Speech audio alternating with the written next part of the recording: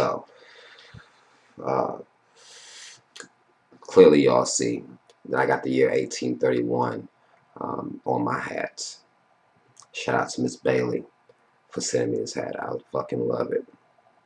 1831 is significant to me because this is the year of Nat Turner's Rebellion. Now, a lot of people don't know who Nat Turner is and don't know anything about 1831, but we're going to talk about it a little bit, and this way at least you'll leave this video with some knowledge. Let me explain myself and why I would wear 1831 and how significant this time was. Nat Turner was a slave, and for a lot of you who believe that light-skinned boys is just soft, Nat Turner was a light-skinned brother. Nat Turner was a light-skinned brother who learned how to read and write at an early age. He learned how to read and write at an early age. Very religious brother. He believed that through him, God was going to rain down his wrath on his oppressor. So in 1831, this finally came to pass.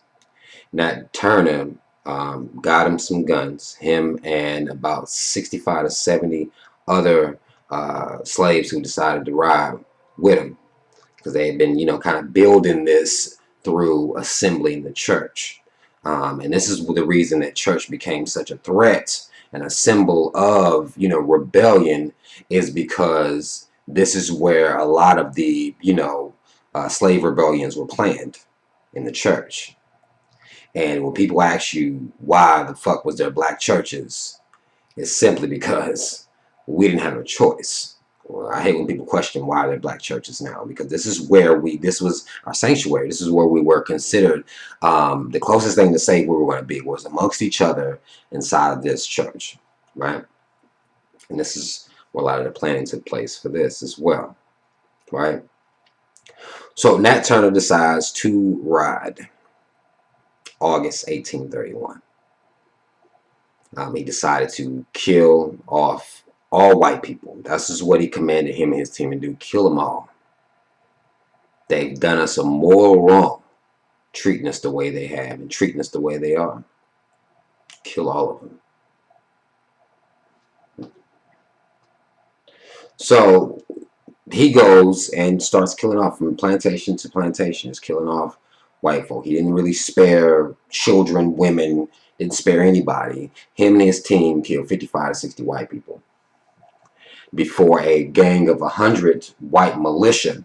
Because after a while, Nat Turner didn't have no more guns. They were using, garden tools, shovels, hoes, rakes. They was just getting it in. Just banging out. Farming tools and shit. Sticks. Right? So a militia of 100 white men with guns came, caught and captured them, subdued them, right?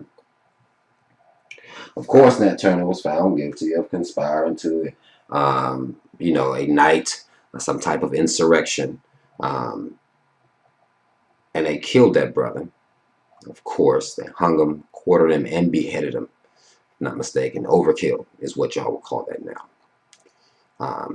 To make an example, to make a very clear example, when they killed about 50 more black men of his rebellion, 15 were, sent or found exonerated of any type of crime. I don't know how the fuck that happened. I would love to just know how 15 didn't have to deal with it, and then 7 kind of got banished from, that area. This took place in Southampton, Virginia, right? So they got banished from that area. But after this, now this is what is able, or what a society is able to do when they're in control. After this, it was commanded, came down legislation where we got laws now that black people, free, slave, and mulatto, all right, it's in there, mulatto as well, do not teach them how to read. They can't learn how to read. Because you let them learn how to read, we may have more Nat Turners. Point blank, plain and simple.